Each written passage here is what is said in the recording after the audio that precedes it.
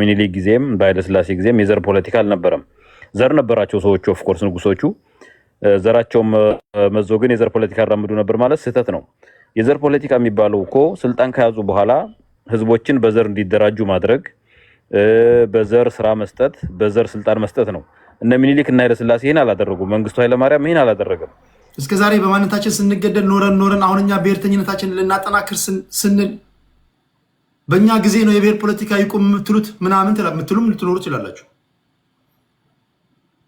እራሳችሁ መልሳችሁ የብሔር ፖለቲካ እንደማዋጣም ትናገራላችሁ። አሁን ወደ መፍትሄው ስንመጣ ከዚህ እሳቤ ልንወጣ የምንችለው እንዴት ነው? አሁን ማንን ነው የሚወቅሰው? የብሔር ፖለቲካ በራሱ እኮ የሚቆመው አንዳችሁን ጠላት ሲያደርግ ነው። የአማራ ብሔርተኝነት ኦሮሞና ትግራዋይን አንታጎኒስት አድርጎ ካልሳለ ወይም ደግሞ ሌላውን አንታጎኒስት አድርጎ ካልሳለ፣ የትግራይ ብሔርተኝነት አማራን፣ የኦሮሞ አማራን፣ አንዱን ህዝብ ማስተባበር አትችሉም። ቢኮዝ በራሱ መቆም አይችልም። ብሔርተኝነት አይታችሁ ከሆነ ጠላት ከሌለ ብሔርተኝነት መቆም አይችልም። ስለዚህ ሁልጊዜ ጠላት ትፈልጋላችሁ። ሁልጊዜ ጣታችሁ የምቀስሩበትን ነገር ትፈልጋላችሁ። እውነታውን ታውቃላችሁ። ትክክል እንዳልሆነ ታውቃላችሁ። ብትችሉ ወደዚህ ነገር ላይ እንዴት ገባን የሚለውን ከዛ ትጀምሩና ኦኬ የምንወጣውስ እንዴት ነው? ሌላው እጅግ አስቸጋሪ በእኛ ፖለቲካ ውስጥ አስቸጋሪ የሆኑ ጭቅጭቆች አሉ። በሁለት መንገድ ነው ማየው። ይሄን በደንብ ስሙ። የመጀመሪያው በአማራ ፖለቲከኞች በኩል ያለው አንዱ ትልቁ ችግር ነገስታቶችን የግላችሁ አድርጋችሁ ተወስዳላችሁ። ቆይ ለእናንተም ፌርነስ መተነትነው አለ። አሁን ለዚህ መፍትሄ ማስቀመጥ አለባችሁ። ምን ማለት ነው? ሚኒሊክን የግልህ አድርገህ ትወስዳለህ። ተፈሪ መኮንንን የግልህ አድርገህ ትወስዳለህ። ቴዎድሮስን የግልህ አድርገህ ትወስዳለህ። ተክለ ጊዮርጊስን የግልህ አድርገህ ትወስዳለህ። በሚኒሊክ ዙሪያ የሚተነተኑ አሉታዊ ትንታኔዎች በሙሉ ዳይሬክትሊ አንተን አታክ ለማድረግ እንደሚተነተን አድርገህ ትወስዳለህ። ወይም ዱላ ሲሰነዘር ከፊት ትቀድማለህ። እነዚህን ነገስታቶች የራስ አድርገህ ስለምተነትን ኦኬ ያንተ ከሆኑማ ኦኬ አሁን እያለ እንግዲያውስ ውሰድ ምናምን ይላል። በሚኒሊክ ጊዜም በኃይለ ሥላሴ ጊዜም የዘር ፖለቲካ አልነበረም። ዘር ነበራቸው ሰዎቹ ኦፍ ኮርስ ንጉሶቹ ዘራቸውም መዞ ግን የዘር ፖለቲካ ያራምዱ ነበር ማለት ስህተት ነው። የዘር ፖለቲካ የሚባለው እኮ ስልጣን ከያዙ በኋላ ህዝቦችን በዘር እንዲደራጁ ማድረግ፣ በዘር ስራ መስጠት፣ በዘር ስልጣን መስጠት ነው። እነ ሚኒሊክ እና ኃይለ ሥላሴ ይሄን አላደረጉም። መንግስቱ ኃይለማርያም ይሄን አላደረገም። ኢብን እኮ አፄ ዮሐንስም በመሃል ገብተዋል አይደለም? አፄ ዮሐንስ ከትግራይ ናቸው። የትግሬ ብሔርተኛ ግን አልነበሩም። እኛ የትግሬ ብሔርተኛ ናቸው ብለን አንድም ቀን አንስተናቸው አናውቅም። አማራዎቹ ሰው አሁን የቲፒኤልኤፍ እና ኦነግ የጀመሩትን የዘር ፖለቲካ ባላንስ ለመስራት ተብሎ ንጉሱም እኮ ዘረኛ ነበሩ ምናምን ይላሉ። እነ መራራ ሁሉ ሲሉ ሰምቻለሁ። ግን ስህተት ነው። ያቻ ፍለጋ ነው። የዘር ፖለቲካ ሊተራሊ የጀመረው በ66 የተማሪ ንቅናቄ ጊዜ ነው። ኢብን አሁን መለስ ብዬ ሳየው በወቅቱ እነ መለስ ዜናዊ ፖለቲካ ውስጥ መግባት መብታቸው ነው። ግን የዘር ፖለቲካ የሚያራምድ ምክንያት አልነበራቸውም። ምክንያቱም ንጉሱ ቋንቋ እንኳን ባያከብሩ ሰዎችን ግን በዘር ማንነታቸው የሚያገሉ ሰው አልነበሩም። ራሱ አቶ መለስ የኃይለ ሥላሴ የስኮላር ተማሪ ነበሩ። እነ ሌንጮ ለታ እነ ዳውድ ኢብሳ ከወለጋ መጣው የንጉሱ ዘር ሳይሆኑ ስኮላር ያገኙ ዊንጌት የሚማሩ ሰዎች ነበሩ። ስለዚህ የዛም እዚህም እንኳን የቋንቋ ለመከበር ቢኖር ለዲሞክራሲ ትታገላለህ እንጂ የኦሮሞ ነፃ አውጪ የትግሬ ነፃ አውጪ ብለህ ንጉሱ መጡበት የምትለውን ዘር ጠላት ብለህ ጫካ የምትገባበት ምክንያት አልነበረም። ሰው የዘር ፖለቲካ እና የዘር ድርጅት የመሰረቱበት መንገድ ራሱ ለኔ አሁን አይዋጥልኝም። በፊት እንደው የተገፉ ምናምን ንጉሱ በጣም የሚያገላቸው ምናምን ይመስለኝ ነበር። ግን መለስ ብዬ ሳይው ንጉሱ ጭራሽ እንደውም ኢትዮጵያን እንገነባለን ብለው በተቻለ መልኩ ይሄን ብሔረሰብ እንዳያኮርፍ እንክብካቤ የሚያረጉ ኤርትራን እንኳን አልፈው ጠቅላላ ፋብሪካ በፋብሪካ ያደረጉ ኤርትራውያን ለማስደሰት ብለው ባህል ሀገር እያመጡ ስልጣን የሚሰጡ ሰው ነበሩና የዘር ፖለቲካው ምክንያታዊ አልነበረም። የጀመሩ ግን ኦነግና ቲፒኤልኤፍ ናቸው። እኔ ቅድም የአድዋ በዓልን እያከበርን ስለነበረ ይሄ ዘር ፖለቲካ መነሻው አሁን ሳይው ከውጭ የገባ ይመስለኛል። ቅድም አንድ ወንድም ዶናልድ ሊበንም ሲጠቅስ ነበርና አይ ቲንክ ይሄ ጥቁር ህዝብ እንዴት ያሸንፈናል ምናምን በሚል ስሌት እናቶ መለስና እነ ዳውድ ኢብሳ እንግዲህ የብሔረሰቡ የመጀመሪያ ዘመናዊ ትምህርት ቀሳሚ ናቸው። እነሱ ለፖለቲካ ሲደርሱ እናቶ መለስና እነ ዳውድ ኢብሳ በዚሁ በነጮች ደህንነት ድርጅት ተመልምለው የብሔር ነፃ አውጪ እንዲያቋቁሙ የተደረገ ይመስለኛል ቴዲና ኢብን የአማራ ልጆች የአባቶቻቸውን ስርዓት የንጉሱን ስርዓት ፌር አይደለም ብለው የተማሪውን እንቅስቃሴ መርተው ከጣሉ በኋላ የአማራ ልጆች የትም ነው የተበተኑት። ከዛ በኋላ አማራ የተባለውን ህዝብ ንጉሱን ስርዓት አፍርሰው አማራ የተባለውን ህዝብ ለማንም እንትን ብለው ሜዳ ላይ ነው ጥለው ነው የሄዱት።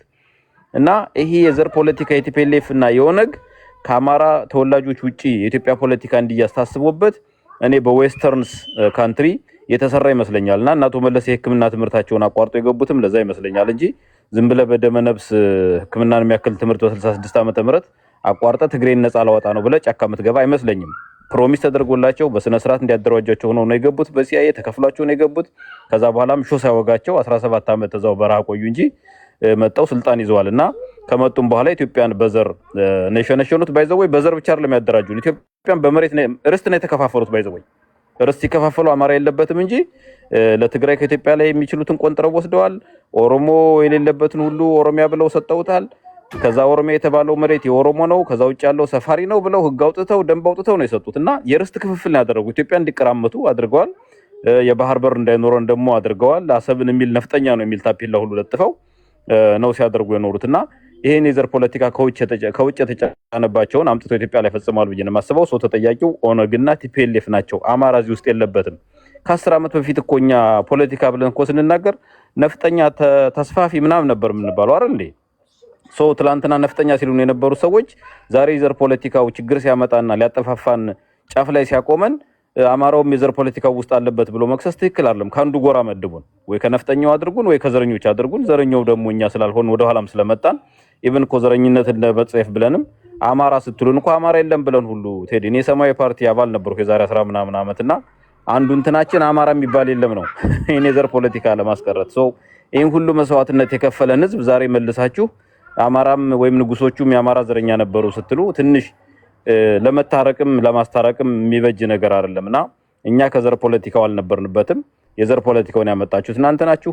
የዘር ፖለቲካው ከመጣ በኋላ ደግሞ አሁን 30 ዓመት ነው ተግባራዊ ከሆነ ከ30 ዓመት በላይ መጓዝ አልቻለም። 30 ዓመትም የተጓዘው ይሄ አማራ የተባለ ህዝብ እየተገደለ እየተሰደበ ስራ እየተከለከልን አገር እናስቀድማለን ብለን ነው እንጂ እያንዳንዱ የሰደበን ብንሳደብ የመታንን ብንማታ መልሰን አገሩ ባንድ እግሩ ነው የሚቆመውና እንዲህ አይነት ዋጋን የከፈለ ህዝብ መልሳችሁ በዘረኝነት ስከሱ ስህተት ነው።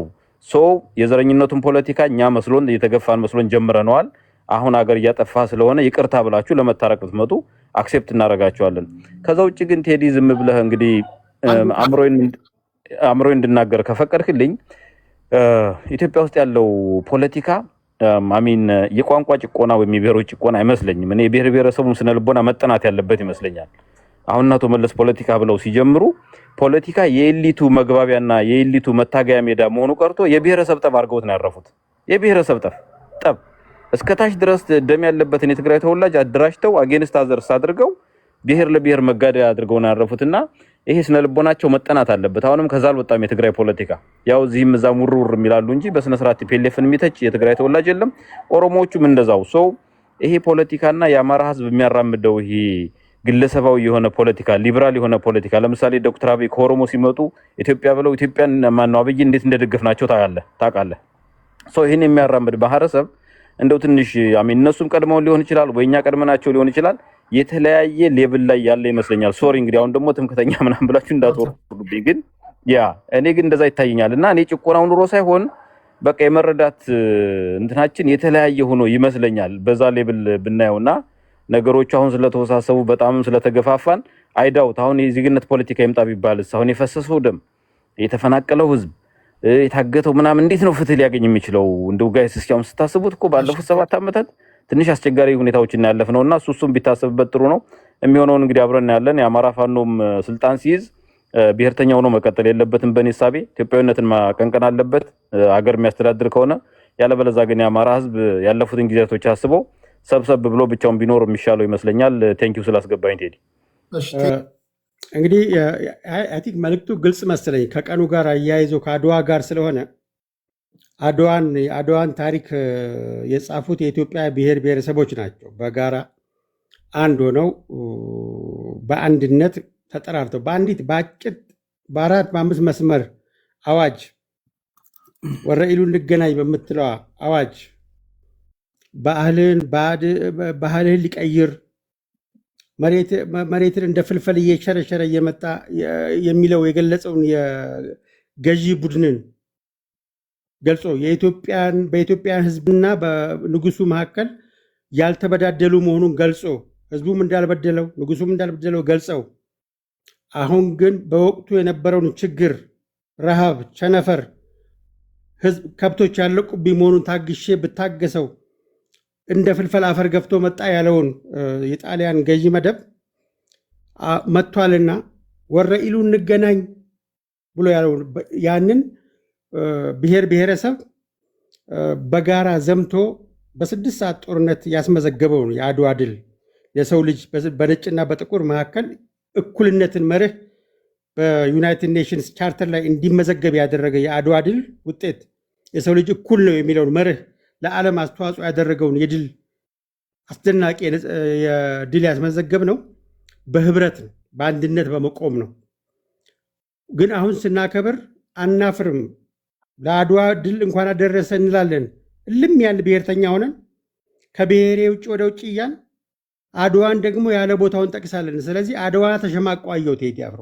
በእኔ አንደርስታንዲንግ አድዋ በኢትዮጵያን ማህበረሰብ በኢትዮጵያን ፖለቲካል ኮሚኒቲ የፖለቲካ ፓርቲዎችን በላቸው ኢፍ ባይዘው የብሔር ፖለቲካን ፓርቲ የሚያራምዱ ማያራምዱትም የሚያፍሩበት ማለት ነው። ምክንያቱም የኢትዮጵያ ፖለቲካ በጎጥ ፖለቲካ ስለሚገለጽ ትልቁን ማህበረሰብ ትንሽ የሚያደርግ ሁሉን ሮሮ የሚያስታጥቀ ሁሉን የሚያልቅ አልቃሽ ያደረገ የፖለቲካ ባህል አገር ነገር የሚገነባ ሳይሆን ትላንትን እያስታወሰ ዛሬ የሚያለቅስ የፖለቲካ ስርዓትን የዘረጋ ነው። በ21ኛው ክፍለ ዘመን በ18ኛው ክፍለ ዘመን የፖለቲካ ስርዓት የሚያራምድ ስለሆነ 130ኛውን የአድዋ በዓል ለማክበር ሞራሉ የለንም። እንደ ኢትዮጵያ እንደ አገር ኢትዮጵያውያን ልናፍር ይገባል፣ ልንሸማቀቅ ይገባል። አድዋን የምታከብር ከሆነ ከጎጥ ውስጥ ውጣ። ከጎጥ ውስጥ ወጥተህ ነው አድዋን እንደ ሰው እንደ አንድ ሆነ ያስመዘገብከውና ወደዛ ወደ ልብህ ወደ አድዋ ወደ አባቶቻችን ልብ ተመለስ። እነሱ ህይወት መስዋዕት አድርገው አንድ ሆነው ሃርድ ኮፒውን ሰርተው አገር የምትባል ነፃ የሆነች አስረክበውሃል። አንተ ደግሞ ሶፍት ኮፒውን አዳብረውና 21ኛውን ክፍለ ዘመን የሚመጥን ፖለቲካ ከፕሪ ፖለቲካል ሶሳይቲ ከቅድመ ፖለቲካ ሶሳይቲ ወጥተህ ፖለቲካ የሚሰራ ዘመነኛ ፖለቲካ ሁኑ የሚል አጠቃላይ ለኢትዮጵያ የፖለቲካል ኮሚኒቲ ማህበረሰብ እንደ አጠቃላይ ለኢትዮጵያ ህዝብ ርዕሱም ለኢትዮጵያ ህዝብ ነው የሚለውና ያስተላለፈን የሚመስለኝ። በእርግጥ የብልጽግና የመደመር መንግስት መጽሐፍን ከተመለከትከው መደመር ፍልስፍናንም ከተመለከትከው ይሄ የጎጥ አስተሳሰብ ገሎናል። አንዳችን የአንዳችን መከታ ሆነን አንዳችን አክብረን በልዩነታችን ውስጥ አንድነታችን ጎልቶ አገራችንን በግሎባላይዜሽን ዘመን እናራምድ የሚል ጥሪ ስለሚያቀርብ አይ ቲንክ ብልጽግና ከሌሎቹ ፓርቲዎች እና ኢዜማ ሁለቱ ፓርቲዎች የሚጠቅስ አይመስለኝም።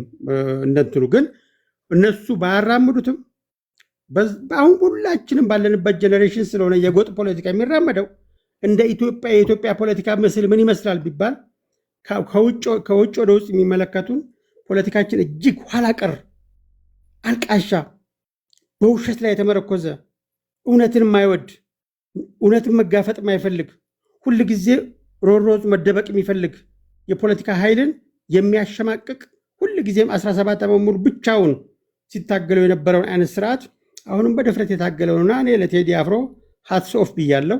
ቆሜ ነው አክብሮታዊ ሰላምታዬን የማቀርብለት። እሱን ከነመላ ቤተሰቡ እንኳን አደረሰ ማለት ፈልጋለሁ። አንተም ቢያንስ የአድዋ አለባበስ ለብሰህ ትመጣ ኖሮ የበለጠ በዓሉን ክብረ በዓል ታደርገው ነበር። ቀጥሎ ጥያቄ። ለጋራ ህልውናችን ስጋት የሆነውን ጎሳን መሰረት ያደረገ ስርዓት ሲል ለአንዴና ለመጨረሻ ጊዜ በቃ ልንለው ይገባል ሲል ለማን ነው የሚያስተላልፈው መልእክት? ስርዓቱ ሁሉ ኢትዮጵያውያን ህገ መንግስቱ የምናከብረው እሱ አለ እንዴ? ስርዓቱ እኮ ፌዴራላዊ ህግ ስርዓቱ በቋንቋ ላይ የተመሰረተ ሆኖ ህብረተሰብ ብሔርን እንደ ብሔር አክብሮ ቋንቋን አስከብሮ ባህልን አስከብሮ ነገር ግን ፖለቲካውን በአይዲያ ላይ እንዲሆን ቢያደርግ ኖሮ ዘመኑን ይመጠን ነው። ስለዚህ የቴዲ ጥሪ እኔ የሚገባኝ ትክክለኛው ምሳሌ የሚሆነው እኔ በዜጋ ፖለቲካ ነው የማራምደው ብትልም ስርዓቱ እንደ ስርዓት ማህበረሰቡ እንደ ማህበረሰብ ከጎጥ ውጭ አያስብም። እኔ ዛሬ ከቤተሰቦች ጋር አንድ ቤት ውይይት ላይ ነበርኩና በጣም ነው ያዘንኩት። በእውነት የኦሮሞን ፖለቲካ ምን ያክል ወደኋላ እንደጎተቱት አልፈርድባቸውም። እነዚህን ወጣቶች አልፈርድባቸውም። ሲነገራቸው የቆየው የጥላቻ ፖለቲካ ነው። ሲነገራቸው የነበረው ኢትዮጵያ የምትባል አገር እግርና እጅ አውጥታ አእምሮ ኖሯት እየገረፈች ያስተዳደረች ይመስላል።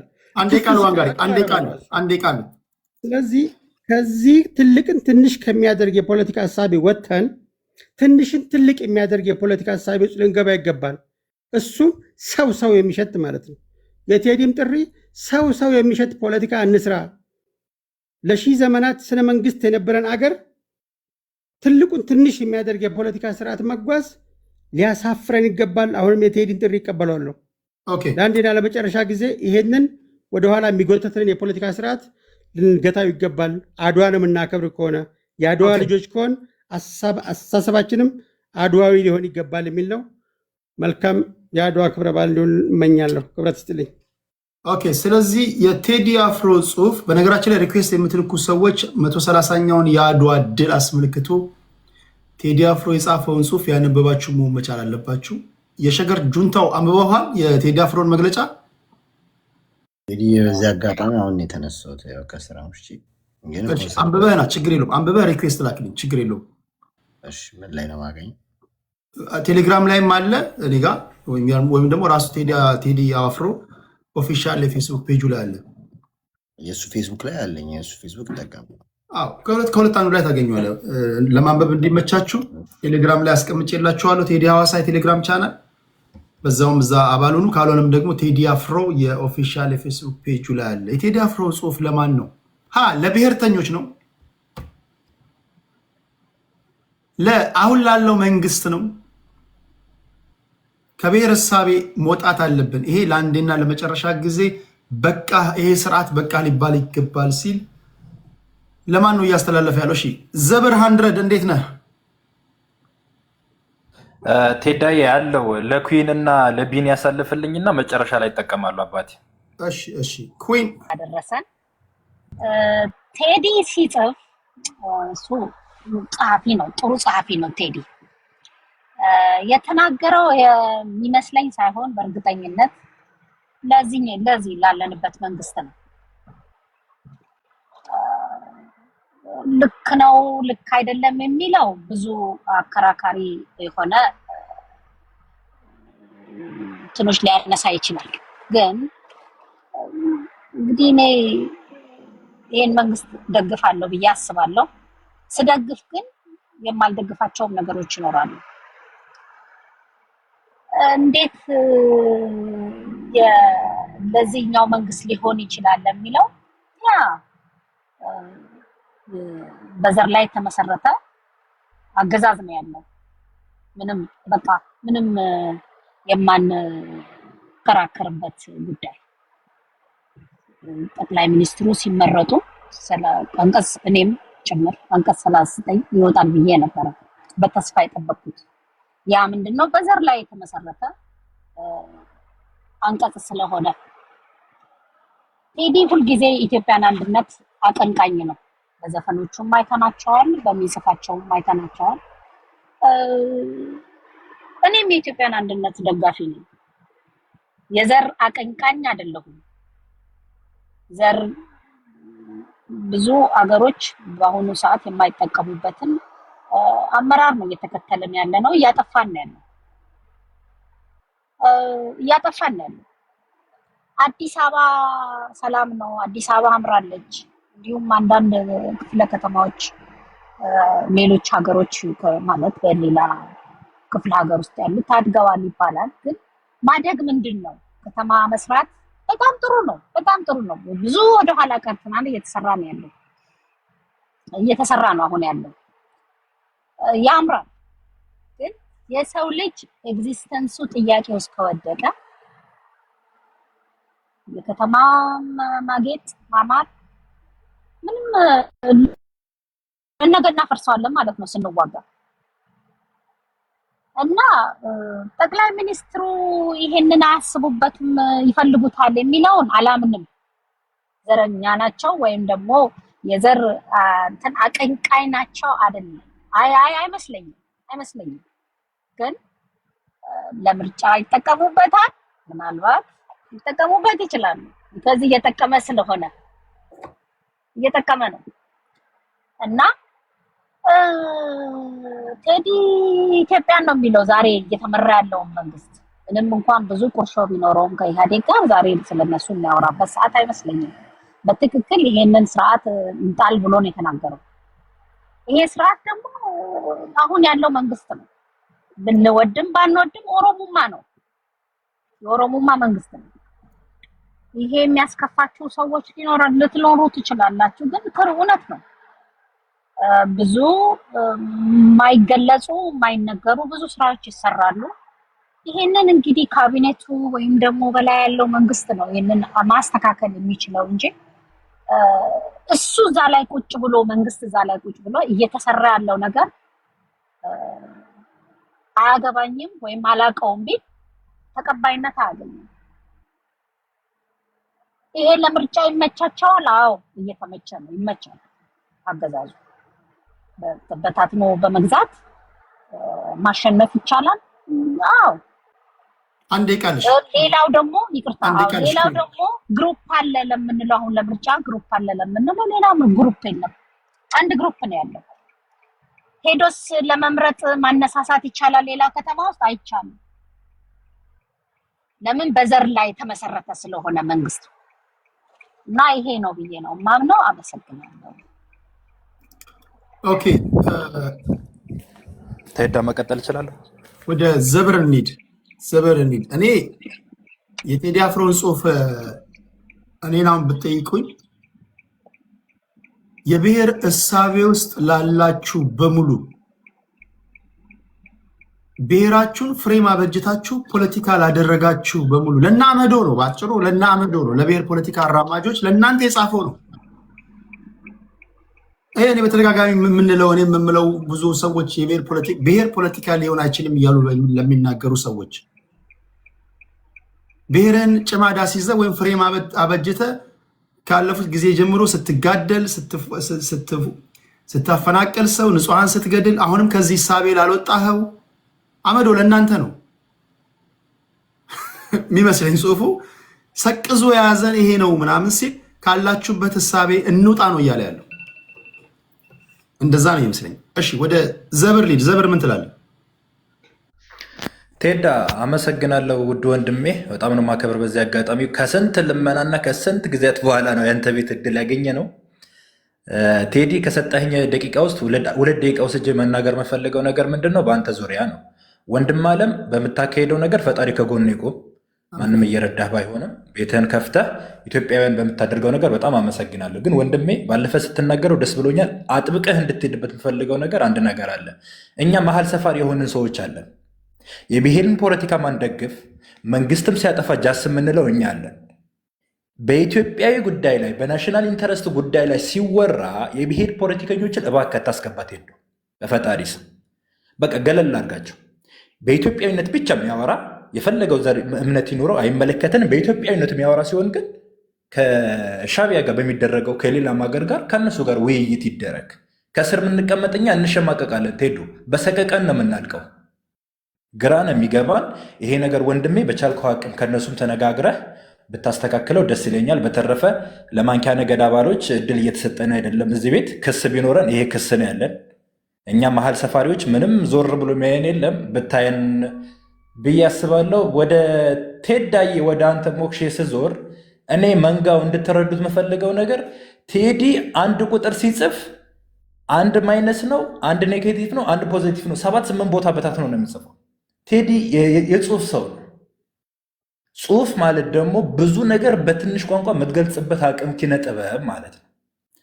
የብልጽግና ደጋፊ ነው አንጋሪ አይ እኛን ደግፎን የተናገረው ሊል ይችላል። ብሔርተኞች አያያያይ እኛን ነው ሊሉ ይችላሉ። የብሔር ፖለቲካ አቀንቃኞችም አይ ደስ ብሎናል፣ ይሄ ስርዓት ይውደቅልን ብሏል ሊል ይችላል። ኖ ቴዲ የተናገረው ከዛ በለጠ ጥልቅና በጣም የረቀቀ ሀሳብ ነው እየተናገረ ያለው። እያለህ ያለው ለዘመናት ስንከተል የመጣ ነው የብሔርና የዘር ፖለቲካ። አሁንም እያራመዳችሁት ያላችሁ ጫካም ኑሩ፣ ዱባይም ኑሩ፣ አሜሪካም ኑሩ አያዋጣንም።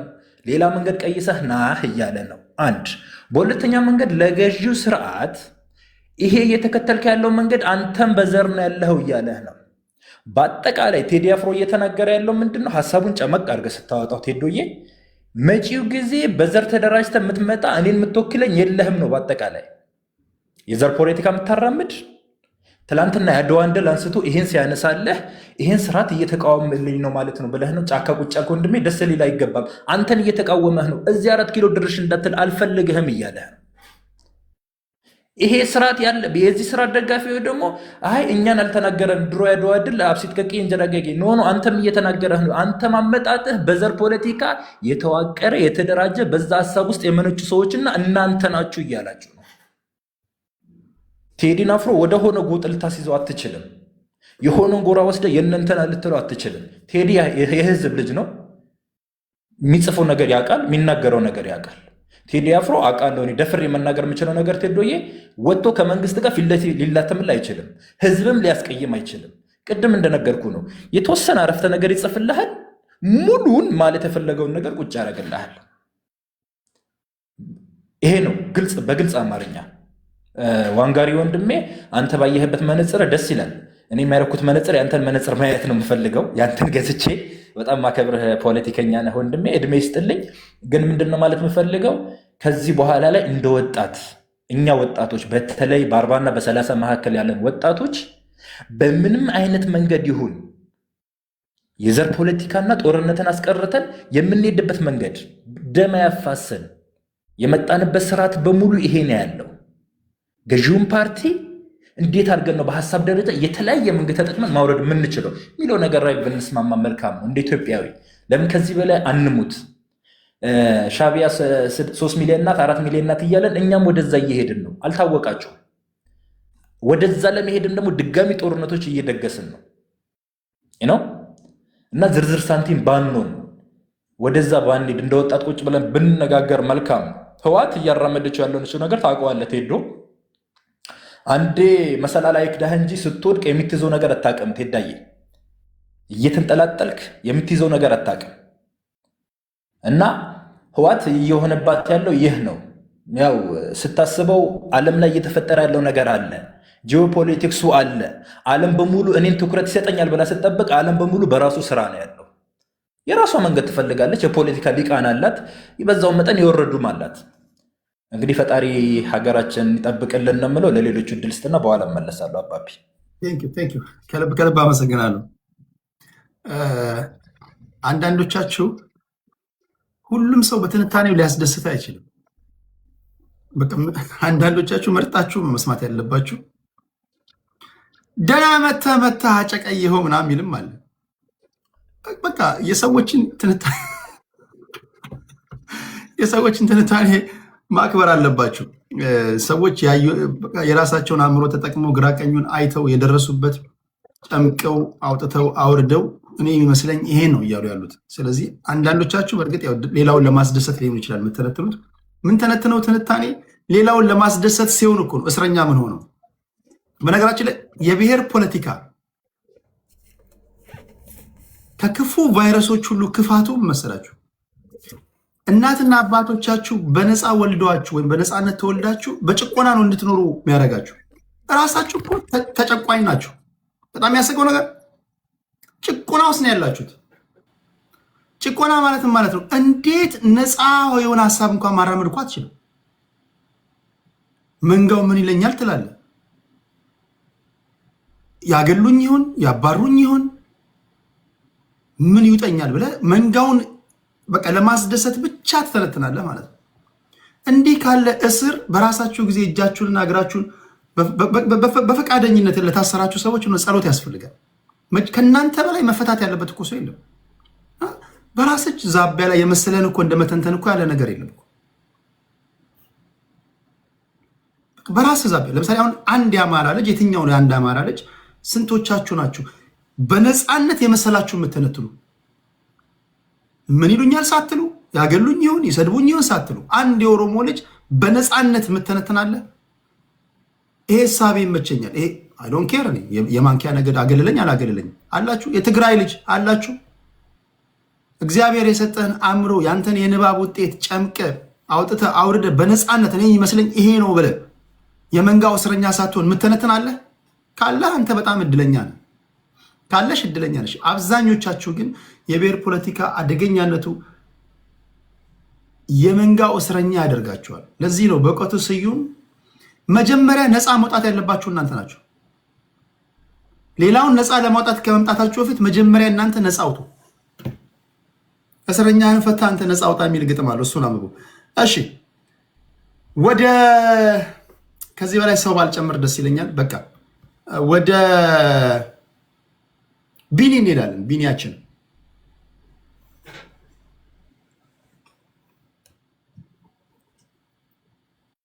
ቴዶ በጣም አመሰግናለሁ። ሞክሼህ ቀላል ጽሁፍ አይደለም የጻፈው። በዚህ አጋጣሚ አባሎኛለሁ የአንተ ቴሌግራም ገብቼ አንተ ቴሌግራም ላይ ነው ያነበብኩት። የቴዲ ጋር ቴዲ አዋሳ ፋሎ አርጉት፣ አሚን ሰብስክራይብ አርጉ ኦን ሂዝ እንትን ላይ ቴሌግራም ላይ ገረፍ ገረፍ አድርጌ ሳይሆን በጣም ጥሩ ጥሩ ነገሮች ነው ፖስት የሚያደርገው። ቤተሰቡን እዛ ጋር አንድ ሶስት ሀሳቦችን ልበልና ስለ የቴዲ አፍሮ የጻፈውን የኔን መረዳት እናገራለሁ። መጀመሪያ አድዋ ድል ይሄ ዝም ብሎ ይሄ ፕሮፓጋንዳ ኦር እንደው ማሞካሸት ሳይሆን የእውነት ትሩሊ የመላው የጥቁር ህዝብ ድል ነው፣ የመላው ዓለም። ይሄንን ብዙ ማስረጃዎች አሉን። አሁን እዛ ውስጥ አልገባም። ሌላ ደግሞ ማመስገን የምንፈልገው አፍሪካ ዩኒየንን በጣም ልናመሰግነው ይገባል። የመላው አፍሪካ ድል አድርጎ ሬኮግናይዝ ስለሰጠውና ከኢትዮጵያ አልፎ የአፍሪካ ድል ብሎ እንትን ተቀብሎታል፣ አፍሪካ ዩኒየን ማለት ነው። ሌላው ነገር ምንድነው ዩሮፕ እና አውሮፓዎች እና ዌስተርኖች ሬኮግኒሽን ሊሰጡት ወይ ቦታ ሊሰጡት አይፈልጉም። የአድዋ ድልን ሌላ የፓራዳይም ሺፍት ስለሚያመጣ ማለት ነው። የጥቁር ድልን ከፍ ብሎ እንዲታይ አይፈልጉም ዩሮፖች እና አሜሪካዎች ማለት ነው። እኛ አሁን ወደ ሀገራችን ስንመጣ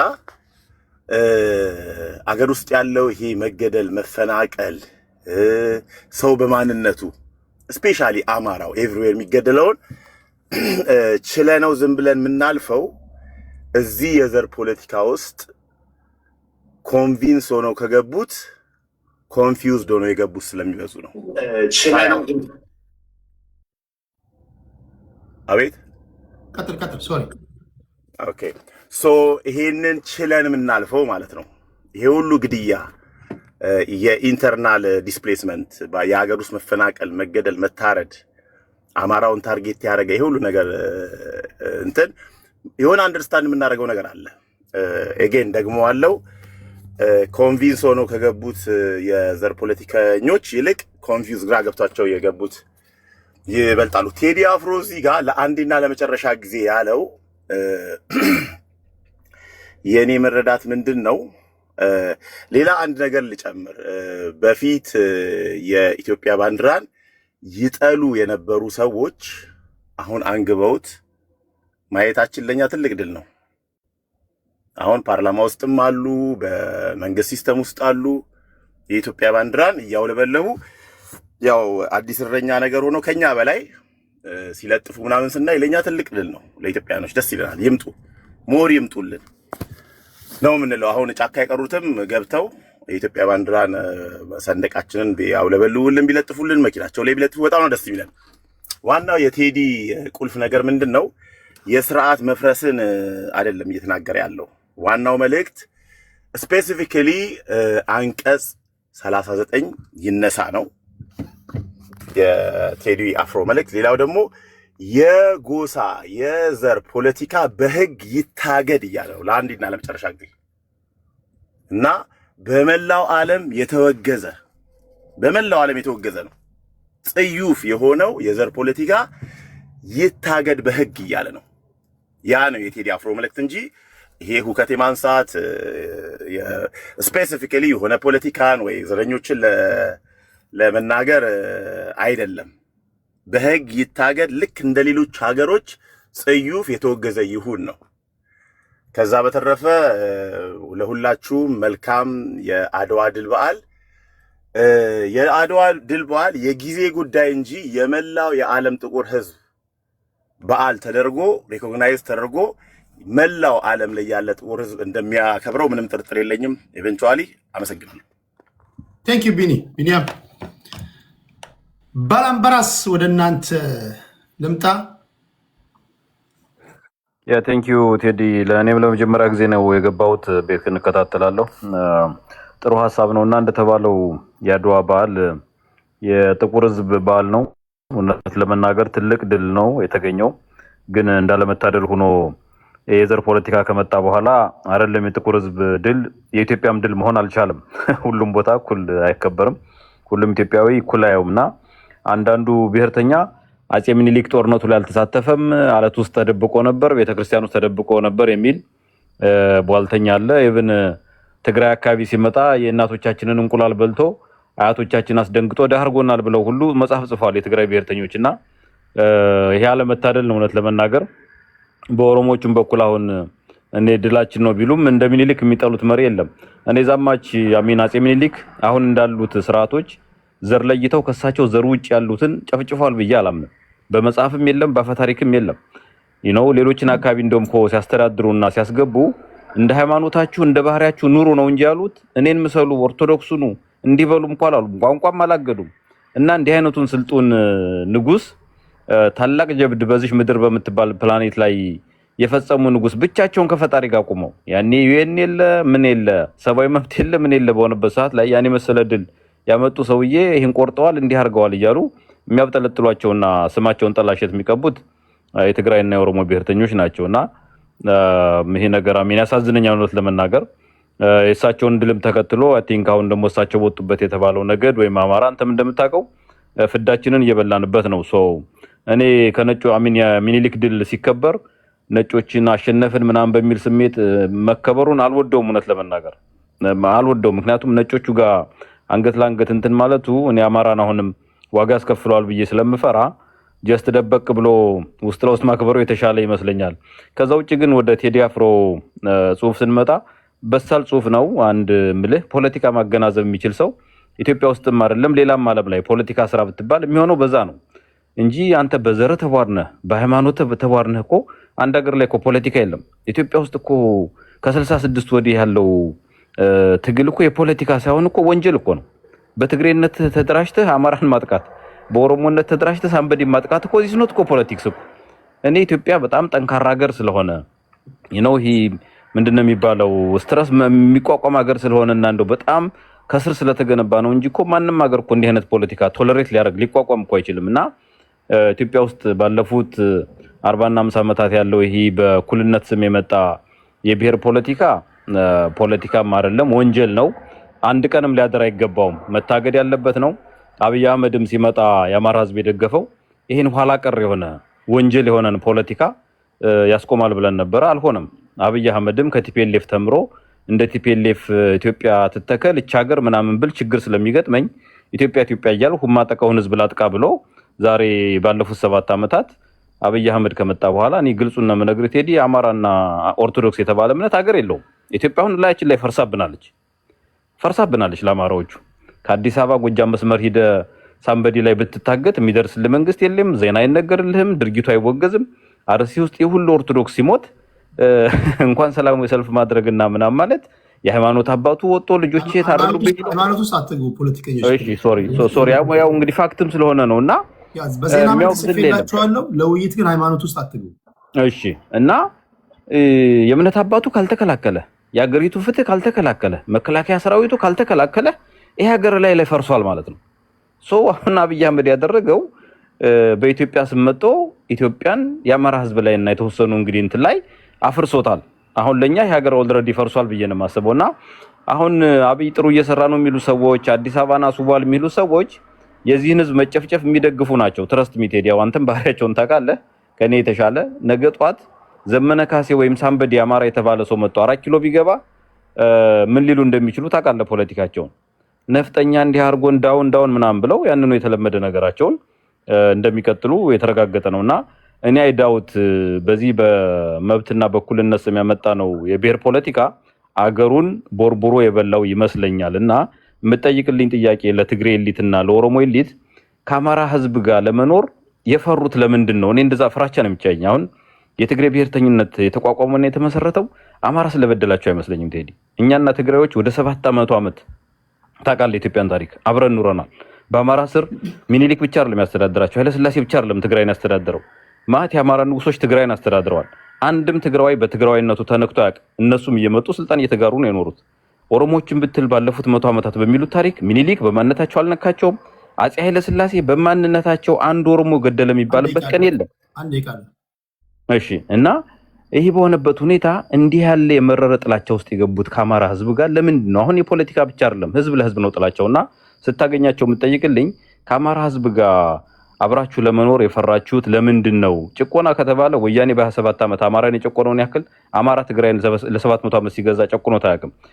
አብይ አህመድ 700 ዓመት ባለፉት 7 ዓመታት የገዘገዘንን ያክል እነ ኃይለሥላሴ 40 ዓመት ሲያስተዳድሩ ኦሮሞን አንድ ቀን በዘር ማንነቱ ነክተው አያውቁም። እና እሱን ኮምፔር አድርገህ ይህን ጥያቄ እንዲመልሱልኝ ታደርግልኛለህ። ከዛ ውጭ ኢትዮጵያ የሚድነው እንደተባለው በአይዲዮሎጂ ፖለቲካ እና የጎሳ ፖለቲካ ሲታገድ ነው። ቴንኪዩ ቴዲ። ቴንኪዩ ባላምበራስን እናመሰግናለን። የምንሄደው ወደ ሸገር ጁንታው ነው።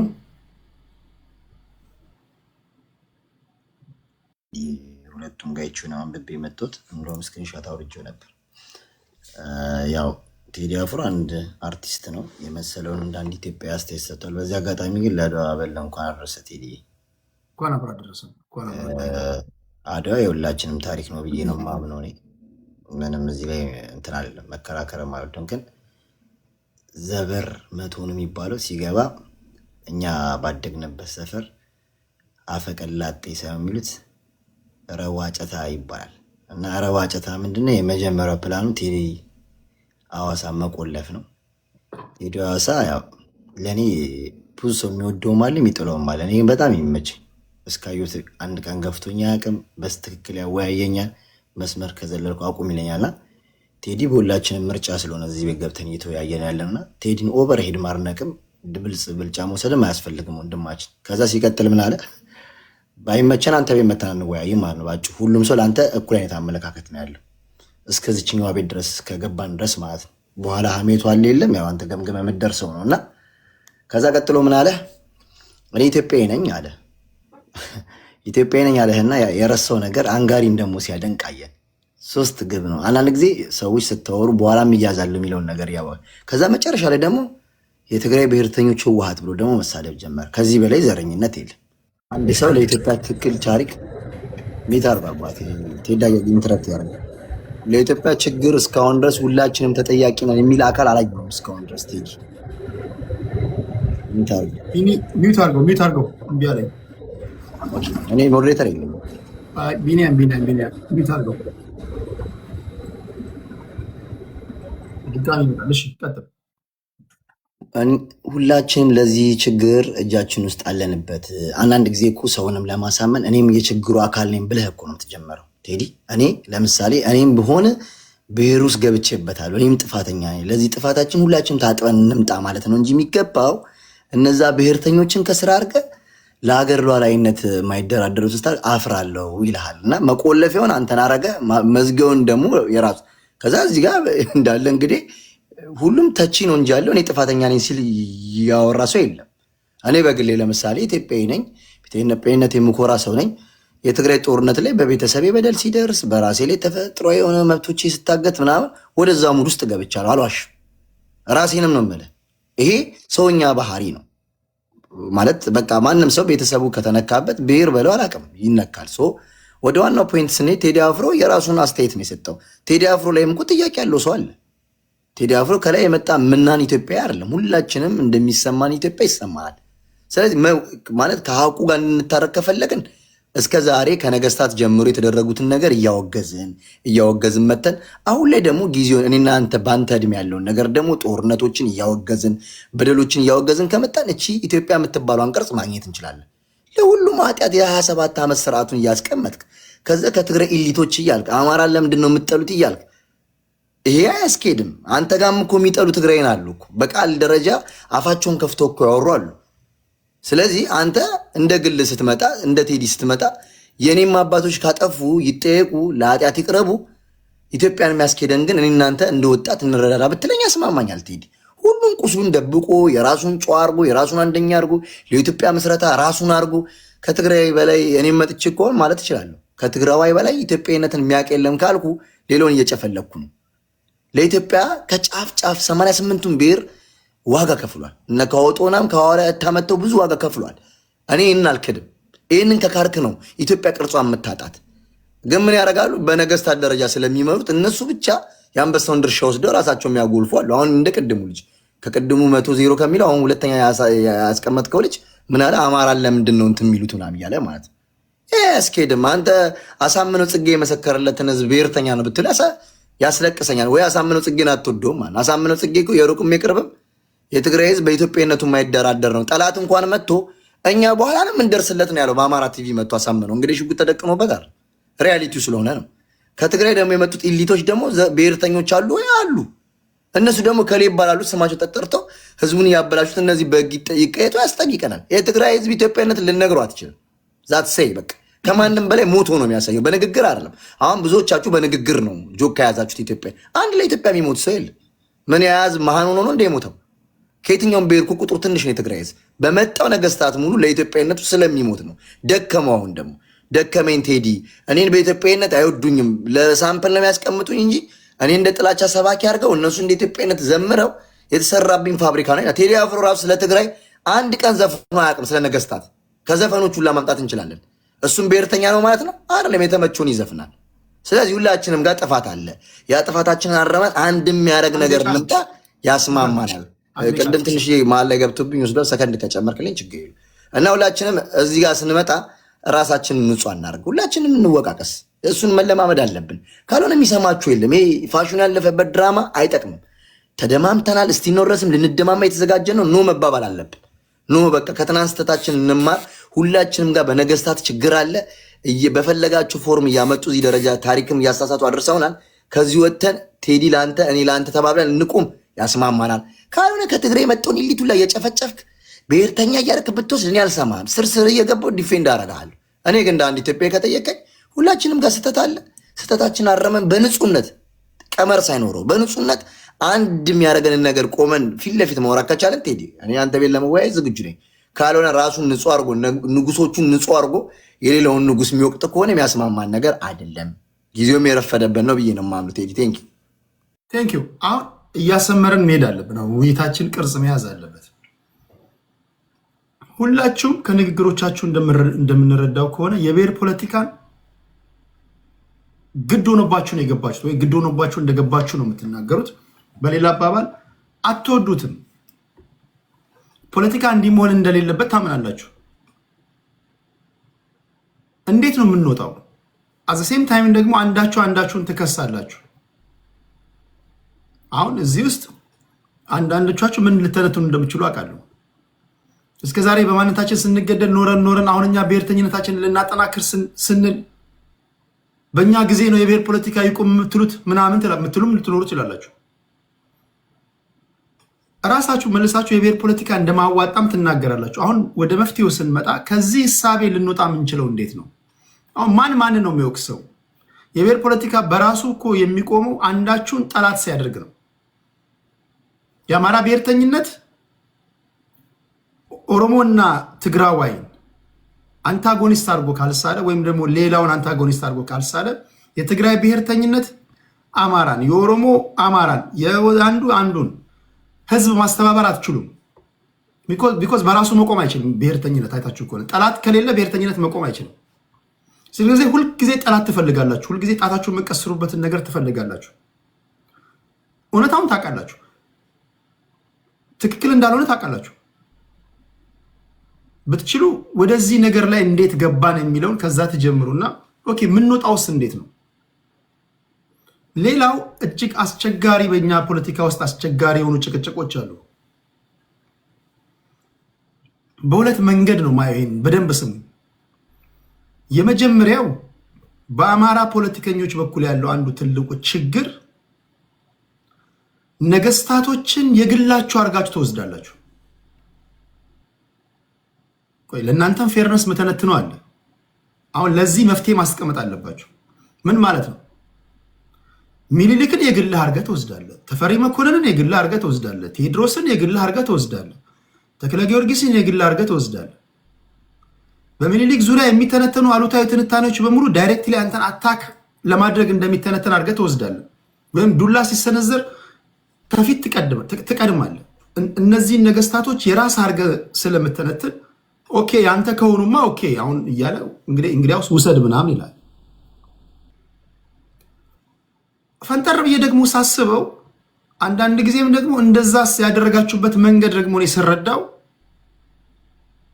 ግራ ስለገባችሁም ይመስለኛል። ግራ መግባት ማለት ትንታኔዎች ሁሉ ሌሎች ብሔርተኞች የራሳቸውን ብሔርተኝነት ለማጠናከር የሚሄዱበት መንገድ አማራን ታርጌት አድርገው ስለሆነ የሚደራጁት ወይም ነገስታቶችን ከአማራ ጋር ሰፍተው ትንታኔ ካቀረቡ አማራጭ የላችሁ።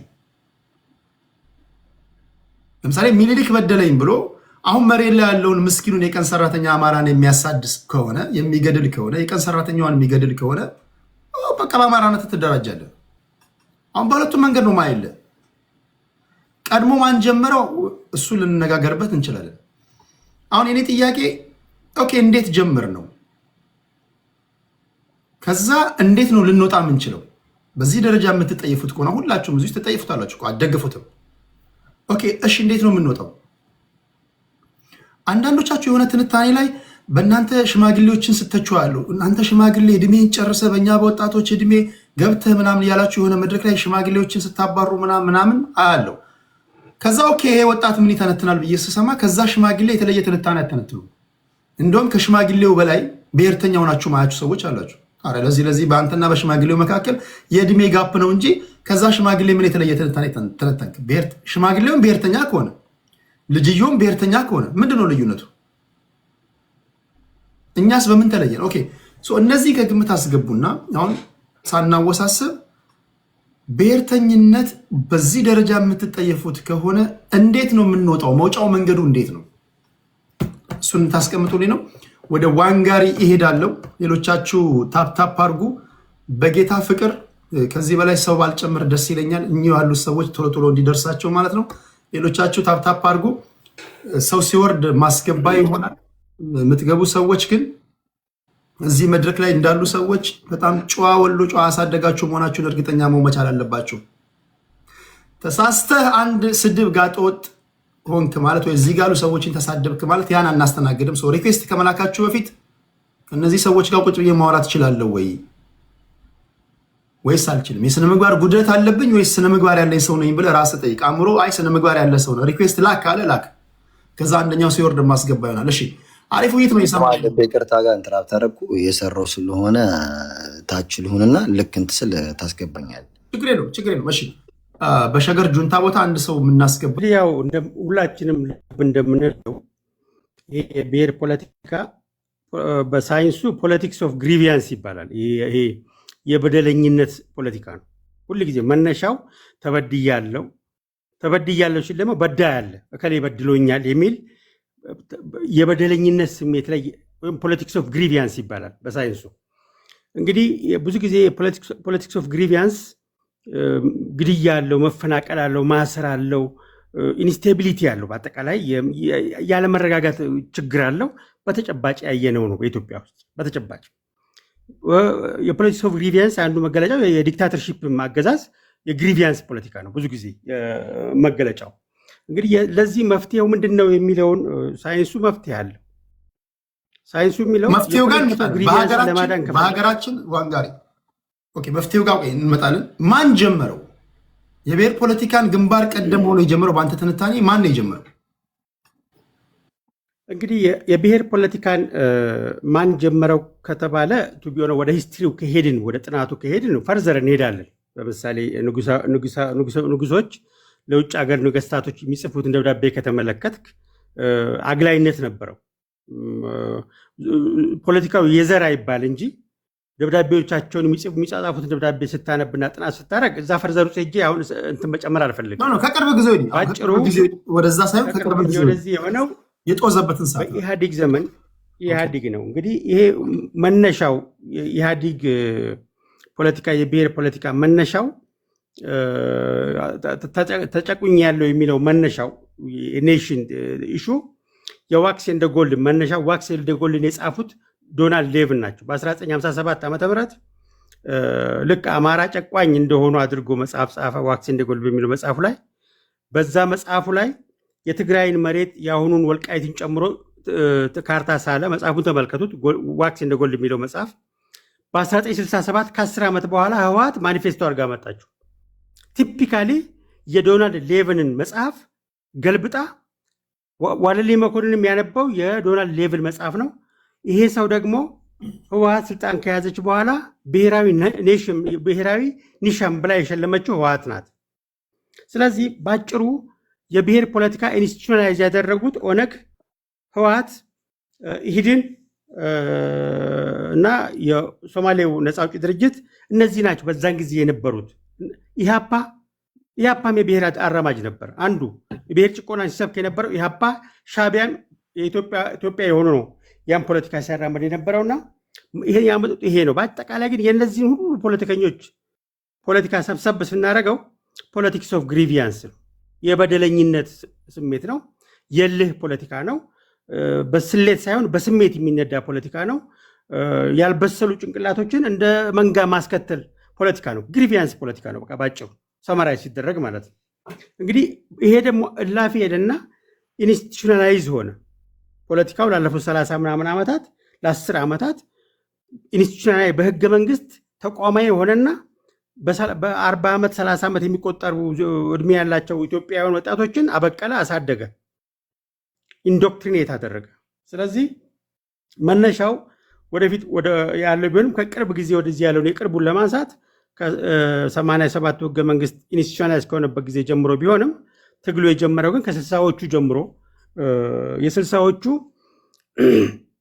ፊደላውያን ናቸው ዕዳ ያስረከቡን፣ ኢትዮጵያን የከዱ፣ ኢትዮጵያን አዘምኑ ተብሎ እንዲማሩ የተደረጉ ነገር ግን ኢትዮጵያን የግሪቪያንስ ፖለቲካ አስታጥቀው መገዳደልን የዘሩ፣ ጥላቻን የዘሩ እስካሁን እነሱ የዘሩትን ፍሬ እኛም ተቀብለን ለልጆቻችን ለማስረከብ ዱብ ዱብ የምንል አሳፋሪ ዘመነኞች ነን። ክፍለ ዘመኑን ማንመጥን ያ ትውልድ ያስተላለፈልን አገሩን የከዳ እያደሩ ማነስ ፖለቲካን ያመጣብን የ60ዎቹ ትውልድ ከዛ ጊዜ ጀምሮ ነው የግሪቪያንስ ፖለቲካ ኢትዮጵያ ውስጥ የተዘራው። ተቋማዊ የሆነው ደግሞ በ1987 ዓመተ ምህረት ነው።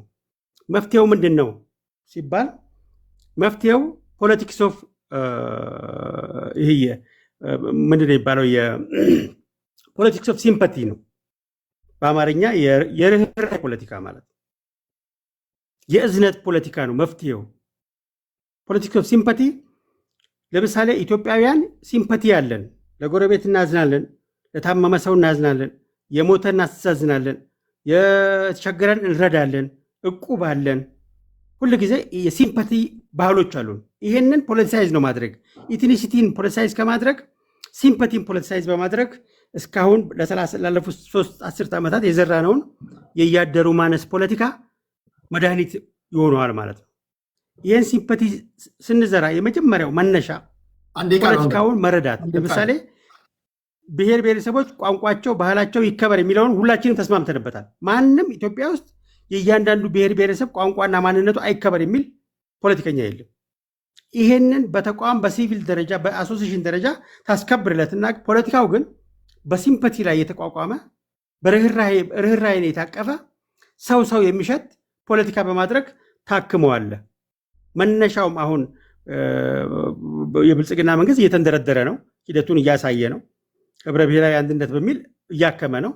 ይሄንን እንደ ኤሊትም ተቃዋሚ ኃይሎችም የርህራሄ ፖለቲካ ማራመድ ስትጀምሩ እንወክልሃለን የምትሉትን ብሔር እሴት ስታገናዝቡ አንድ እርምጃ ወደፊት ትራመዳላችሁ። አለበለዚያ የጥላቻ ፖለቲካ ወደንም ጠላንም ትንሽ ነው የሚያደርገው። ከትንሽነት ይሰውረን። ቴንክ ዩ ዋንጋሪ። ወደ ኩዊን እንሄዳለን። ታፕታፕ አርጉ ፕሊስ። ኩዊናችን እሺ፣ ምን ትያለሽ አንቺስ?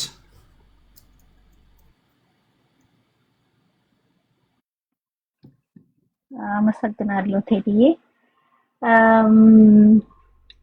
የዘር ፖለቲካ ነበረ ቆይቶም በፊትም ነበረ በኃይለ ሥላሴም ከዛም በፊት ዘረኝነት ማለት ነው በመላው በኢትዮጵያ ሕዝብ ዘንድ አይቀንቀን እንጂ አለ። ግን የኔ አስተሳሰብ የሚመስለኝ እኛ በአድዋ ድል ምክንያት ፍሪዝ ያደረግን ይመስለኛል። ፍሪዝ አድርገናል። ሁላችንም መንቀሳቀስ መቻል አለብን። ምንም አልተሰራም። ከአድዋ ድል በኋላ ምንም አልተሰራም። ኃይለ ሥላሴ በርግጥ ሰርተዋል። እንዲያውም ለአፍሪካ ድረስ ሄደው ብዙ ነገር ያደረጉ ናቸው። ግን እኛ እንደ ኢትዮጵያውያን ፈቀቅ ልንል አልቻልንም ከቪክትሪ በላይ። ዛሬ አሁን ብዙ የሚሰራ ነገር አለ። እኔ ቅድም ስናገር ቴዲ ስለ ኢትዮጵያ መከፋፈል እና የዘር ፖለቲካን የተናገረው ስል የተሰራ ነገር የለም በአሁኑ ሰዓት። አሁን ዛሬ ይሄ የብልጽግና መንግስት የሚያደርገው ነገር ልክ አይደለም፣ ወይም መስራት አለበት። በእርግጥ ብዙ መሰራት አለበት፣ ግን እየተሰራም ነው። በአድዋ ድል ምክንያት በዛ ሰዓት የነበሩ ባለስልጣኖቻችን፣ ገዢዎቻችን የሚችሉትን አድርገዋል። አድዋን አሸንፈናል። ብዙ ስልጣኔዎች ወደ ሀገር ምኒልክ አስገብተዋል። ግን በዛም መሀል ደግሞ ብዙ የተሰራ ወንጀል ሊኖር ይችላል።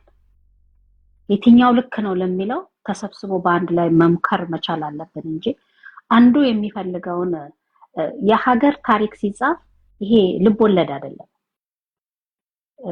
ሁሉም የሚፈልገውን ሳይሆን መጻፍ ያለበት በአንድ ላይ የተስማማንበትን።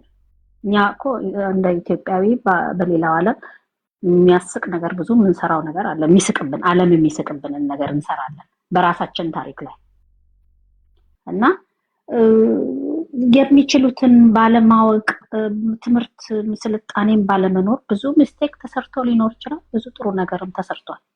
ዛሬ ጥቁር አሜሪካኖችን ብንል አፍሪካኖችን ብንል እኛ መስራት ያልቻልነውን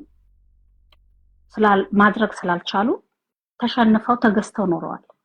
እኛ ደግሞ ነፃነት ስላገኘ ወደፊት ፈቀቅ ማድረግ አቃተን። ወደፊት መንቀሳቀስ አብሮነትን መስበክ አቃተን። ብዙ የምንሰማቸው እንደ ጥንቆላም ሆነ እንደ ምትሃት የሚመስሉ ነገሮች ሁሉ በፍርሃት የመጡ ነገሮች ይመስሉኛል። ለመከላከል ባርነት ላለመሄድ ብዙ ስህተቶች ሊሰሩ ይችላሉ። ጠቅሞናልም ጎድቶናል። ግን እንዴት አድርገን ወደፊት መሄድ እንችላለን የሚለውን ቁጭ ብሎ በመወያየት እንጂ በመወቃቀስ በመጠላላት የምናመጣው ምንም ውጤት የለም። አሁን ጥሩ እየተሰራ ነው። አዎ መጥፎም እየተሰራ ነው። ሁለቱም ጎን ለጎን ነው። ጠቅላይ ሚኒስትሩ አይሞክሩም ነው፣ ይሞክራሉ። እኔ እንደውም በጣም ማደንቃት ሴት ማናት አበበች ይቅርታ አዳነች አይደል ስሟ? አዳነች አበቤ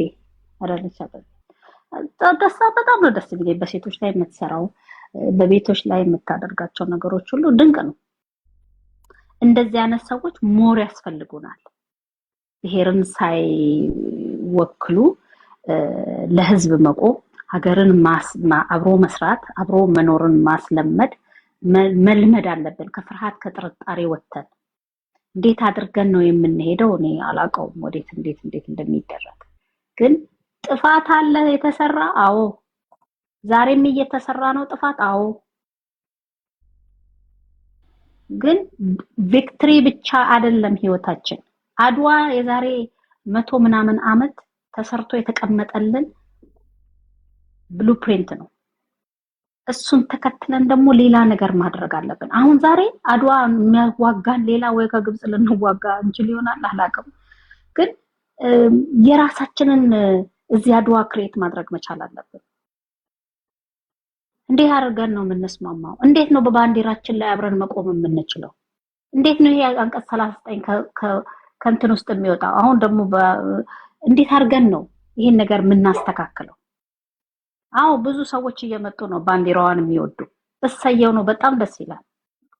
የሁላችንም ባንዲራ ወይስ ደግሞ የየሁሉም ዘር ጥለት ይግባበት? የየሁሉም ዘር እሺ አመሰግናለሁ። የሁሉም ዘር ጥለት ይግባበትና ባንዲራችን ተቁም አንድ ላይ ይሄንንም መወያየት ነው እና ይሄንን አምናለሁ። እኔ የዘር ፖለቲካ አላካሄድም፣ ኢትዮጵያዊ ነኝ እና አመሰግናለሁ። እሺ ቴንኪው። ወደ ዘበር እንሄዳለን።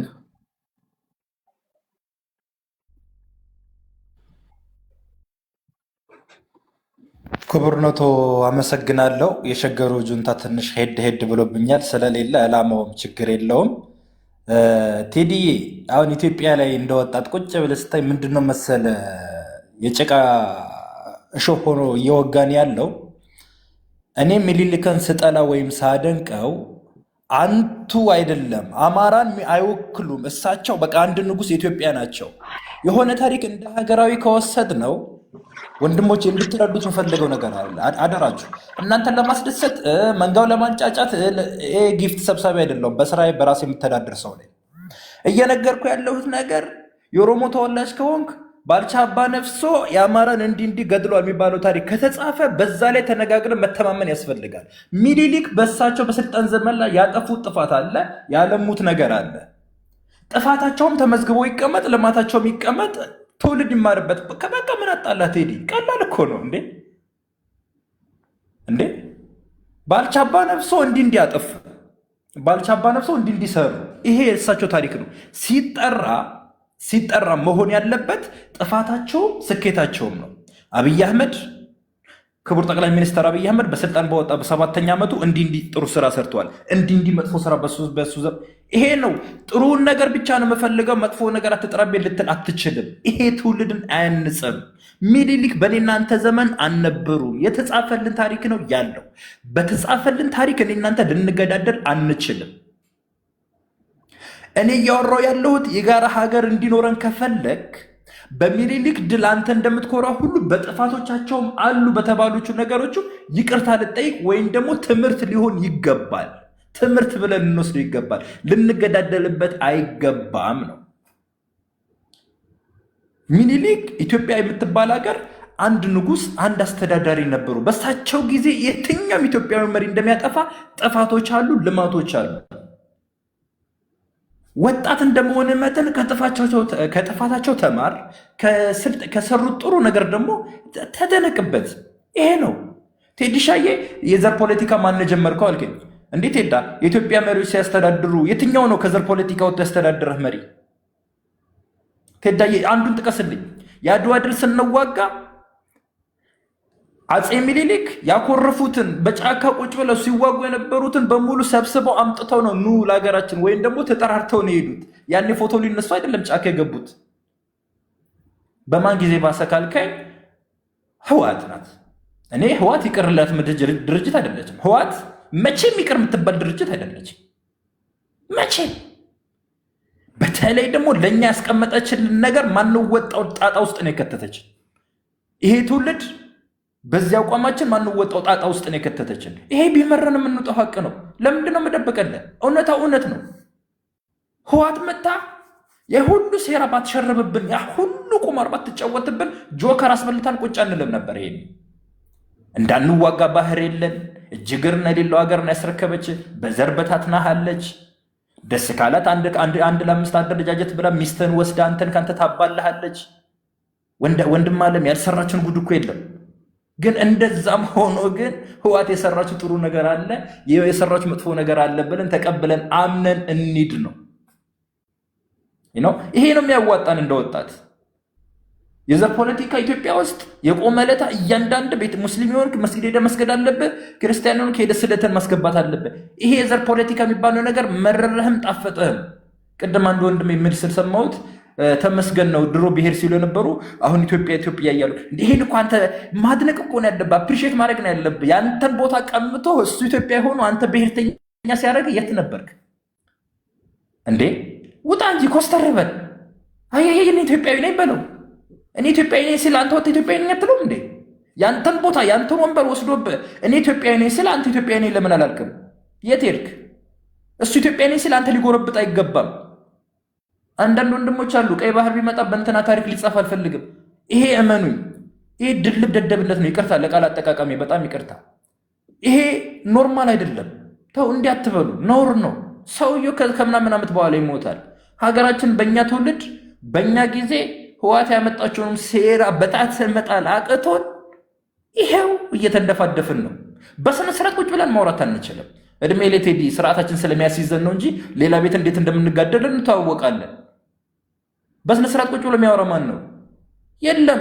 ይሄን እንኳን አልተለማመድንም። የፖለቲካ ባህላችን የወረደ ነው።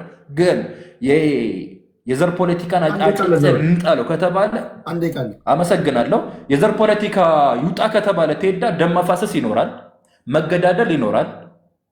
የፈለገ መስዋዕትነት ተከፍሎ ከቀይ ባህር በፊት ፈጣሪ ቢያሳካውና ይሄ ደም ፈሶበት የፈሰሰውን ነገር አጋንንቱ ጠግቦ የዘር ፖለቲካ ቢቆም ፈጣሪ ቢያሳካው ላለው አመሰግናለሁ። ቴዳዬ ክበርልኝ። ቴንኪው ዘብር፣ ቴንኪው ከልብ አመሰግናለሁ።